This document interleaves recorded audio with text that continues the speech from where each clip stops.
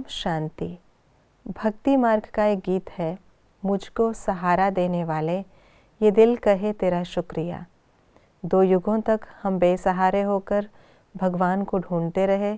अब सच सच हमें उस सत्य बाप का सहारा मिला है, जिससे हम अपने ठिकाने पर पहुंचने ही वाले हैं। हमारा ठिकाना है शांति धाम और सुख धाम, जहाँ जाने के लिए बाबा की याद में रहना है और कर्मातीत अवस्था को प्राप्त करना है। तो आइए रिवाइज करते हैं आज के 26 जनवरी 2024 के मधुर महावाक्यों को। हमें अब कौन सा सहारा मिला है? शांति धाम और सुख धाम जाने का। बाप की पुचकार किन बच्चों को मिलती है? वफादार, बहुत मीठे, सर्विसेबल, जो कभी किसी को दुख नहीं देते। बाप का शो कब कर सकेंगे? जब कभी भी भूले न हो, जब आपस में बहुत बहुत लव रहे, जब सदा भाई भाई का रूहानी प्यार रहे, जब मुख से दुख देने वाले बोल न निकले। बच्चे क्या समझते हैं? हम आत्मा परम धाम से आई हैं, हमें 84 जन्मों का पाठ बजाना है, हमें अविनाशी पाठ मिला हुआ है। हम आत्मा एक शरीर छोड़कर दूसरा लेते हैं।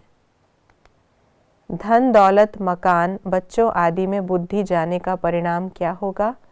कर्मातीत अवस्था को नहीं पा सकेंगे, सजाएं खानी पड़ेंगी, पद कम पाएंगे। बाप हमें क्या समझाते हैं? आत्मा को ही पवित्र बनना है। तुम बेहद के बाप को भूल गए हो। आत्मा ही सतो रजो तमो में आती है। ये सारी दुनिया कब्र दाखिल होनी है। अब फिर आत्म अभिमानी बनना पड़े। तुमको बेहद का सन्यास मैंने ही कराया था। तुमको आधा कल्प के लिए मैंने ही बेहद का वर्षा दिया था। किन छोटी छोटी बातों का भी विक्रम बनता है। रीस करना, हसद करना, चुगली करना। शिव बाबा को याद करने से क्या फायदे होते? पाप कटते, पावन बनते, कर्मातीत होते, बेड़ा पार होता, विक्रम विनाश होते, शांति धाम जाते, बहुत खुशी होती, कमाई जमा होती, विश्व पावन बनता। क्या होने से क्या होता है?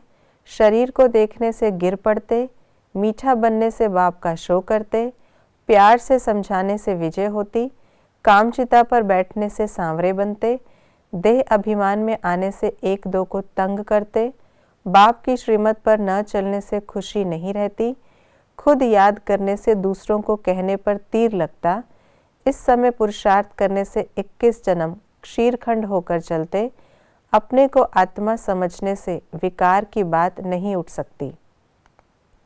हमें किन बातों की धारणा करनी है? हर बात में राजी रहना, किसी को दुख नहीं देना, सवेरे सवेरे बाप को बहुत प्यार से याद करना, आपस में बहुत मीठा क्षीरखंड होकर रहना, देह अभिमान में आकर एक दो को तंग नहीं करना, अपने आप से बातें करते, विचार सागर मंथन करते, बाप की शुक्रिया मानना। ये थी आज की मुरली की विशेष बातें। बाबा ने हमें प्राप्तियों का भंडार दिया है, तो हमें हर बात में राज़ी रहना है।